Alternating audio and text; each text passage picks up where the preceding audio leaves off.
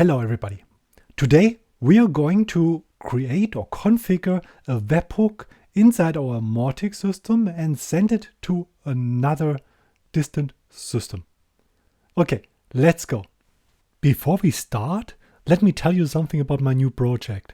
In case you wanted to simply connect your SuiteCRM and your Mautic and have everything prepared for you already, check out this one here. So my team and I, we're currently building exactly this service for you. It's a turnkey solution for you. You can bring your own Mautic, bring your own SuiteCRM system and configure what syncs how, all via the API. No need to do anything anymore. All the integration has been done for you. It's solid. It checks for duplicates. It's keeping everything in sync, and it gives you all the details that you need in both systems. Check out the link below and join the early waiting list, or depending when you watch this video, simply sign up and register. Webhooks are incredibly powerful or practical tools in order to help you with your integration projects. There are different methods and options on how to integrate software. You could do an active polling, so the receiving system would ask constantly, is there any update for me that I need to retrieve now? Or much better for your network load to just send an active push if there has been something happening.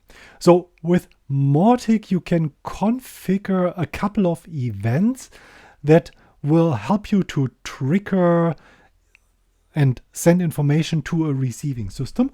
Let's give it a try. So I assume you already have configured your API integration access.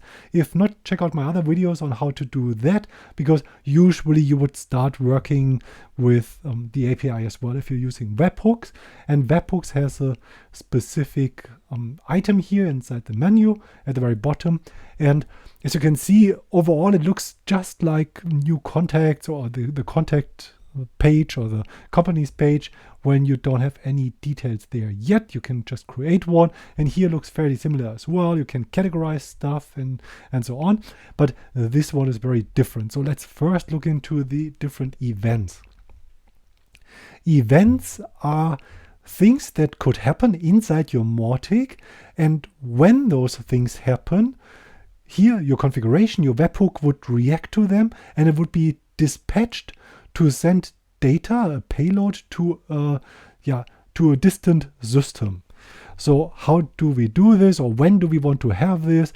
Let's look, for instance, at the options that we have around contacts, because I assume, since you're working with contacts here, marketing automation, right? And therefore you usually want to integrate your contacts, and you don't have Mautic standing alone inside your organization. You have it integrated in other systems, and software is talking to software, and this is the beginning point. So let's use this event here, contact identified event. So that means if a contact has been identified, has been created in the sense of there's data inside the contact, like an email address or last name or similar. And now if this happens, what can we do then? We can send new contact details to, and now we would have either you're using an integration software like Active Pieces, N8N, or you would be using something like a Python or PHP middleware that you develop by yourself, or in some more rarer cases you already have a receiving system that understands naturally the structure of the data payload that it gets. It's fairly seldom that this happens. So, and now you can see the next thing that we need, and it's required, we need to have a URL where we can post our information to, and this is what we need to create now. So let's head over to our N8N, and they have already created a new retrieve Mautic contact webhook workflow, and there we can add a trigger, which is the webhook trigger there. So, and here we see all the details, and if you remember correctly, the method here, it already was capitalized post, not get. So the information is being sent as a kind of JSON body payload. And then we've got the path, which we can copy and paste automatically later on. Authentication in case the sending system would support this. Mautic can't do this. Respond immediately. What you could do is you can do all your logic here inside n8n and only then respond. But again, here Mautic wouldn't care about your response. Here we have a fire and forget situation because it should happen automatically in the background, and therefore that all doesn't really matter at the moment. So now let's listen for a test event, or we can copy this one, listen for a test event, and then simply paste this one here and start sending a test payload. And if I do that, I can usually get like a success message here if I'm lucky, and then I can already see that data has been received on our here on the n8n side. And what we usually have is headers, which is coming, headers mostly unimportant. Probably you could do some validation, where does it come from and stuff like this. And additionally, you've got parameters, which we don't have here at the moment, query, and the body. The body is the important part. So you see that is a post save new. So this is basically like the system description of our event that has just been triggered. There is there's a list of one new contact here, and then we've got the structure of the contact is published, blah, blah, blah. And we would be interested in all the details now. Here, since it's just a demo payload, we can't really see anything specific. What we need to do in order to put this live now or put this into production, if you want to continue working here on the n8n workflow as well, of course you can keep on testing it in this way. But let's assume you've finished everything, you have the integration already working, and then you can switch to production. And that's what we're doing now. I save this and I activate this.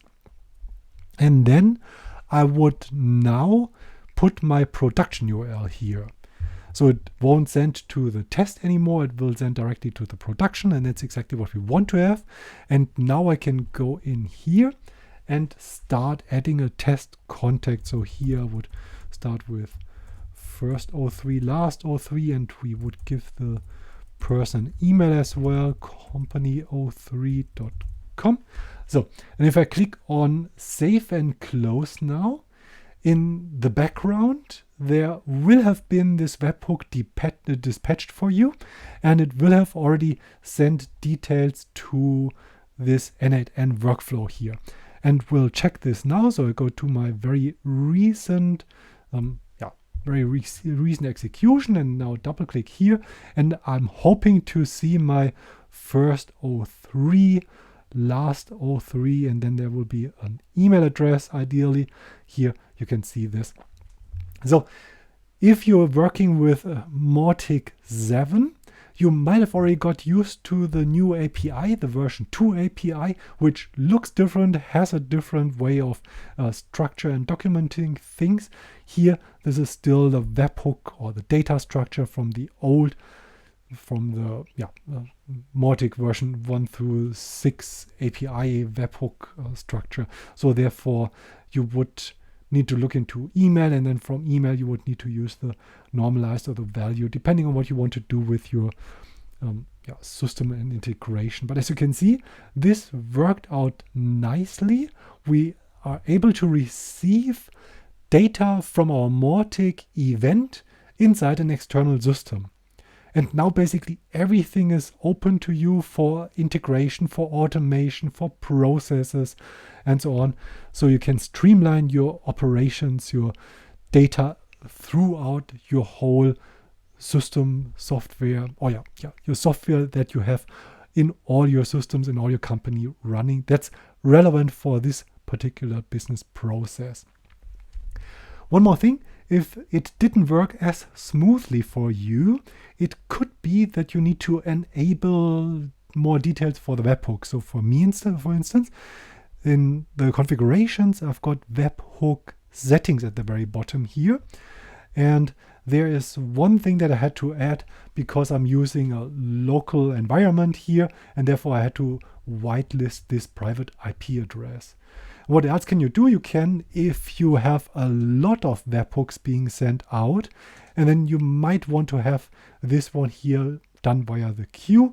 So you have your Mautic UI, and it will be smooth and fast if anything happens there, if you're doing anything there, or if users interact with your Mautic processes, it will be fast, and everything else will be offloaded to the queue, and the queue will then maybe every minute or however you configure it, work on the webhooks that should be triggered. And then in which order do you want to execute this, chronological or reverse chronological, and then send email details, yes and no. So you have to check what's reasonable for you. These are the standard settings plus the IP address that I had to add here in order to make the error go away. And I'll show you quickly the error as well. So if I now go into the webhooks here and would send another test payload, it would be failing, and it would tell me that my IP address is inside a private IP range. And yeah, it's kind of true because it's a private local IP address. So that works smoothly and very well. And now you can go ahead and start integrating your Mautic and your other system. Most likely you want to start with CRM and CDP systems, probably to add your details, to add more process and value and data and insights into your business and enable your teams to work with your data in a smooth and efficient manner.